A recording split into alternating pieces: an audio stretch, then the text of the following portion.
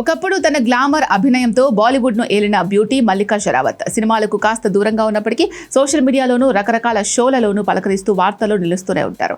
వయస్సు 50 ఏళ్లకు చేరువవుతున్న చెక్కు చెదరని అందంతో కుర్రకారుని ఇప్పటికీ మెప్పిస్తున్న మల్లికా షరావత్ ఇటీవల హాలీవుడ్ స్టార్ టామ్ క్రూజ్ గురించి చేసిన వ్యాఖ్యలు ప్రస్తుతం నెట్టింట హల్చల్ చేస్తున్నాయి. ఓటీటీ ప్లాట్ఫామ్ అమెజాన్ ప్రైమ్ వీడియోలో ది ట్రైటర్స్ సీజన్ 2 గ్రాండ్ గా ప్రారంభమైంది. బాలీవుడ్ ప్రముఖ దర్శక నిర్మాత కరణ్ జోహార్ ఈ రియాలిటీ షోకి హోస్ట్ గా వ్యవహరిస్తున్నారు.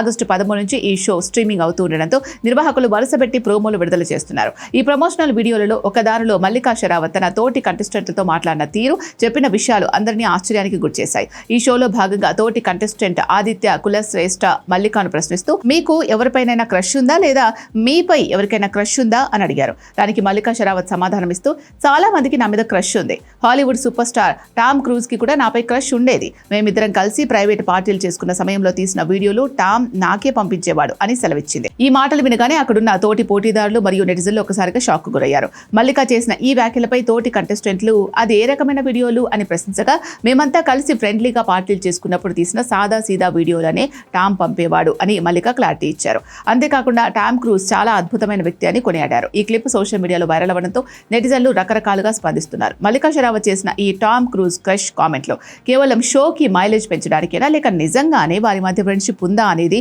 పక్కన పెడితే ది ట్రైటర్స్ ప్రోమో మాత్రం నెట్టింట విపరీతంగా ట్రెండ్ అవుతోంది.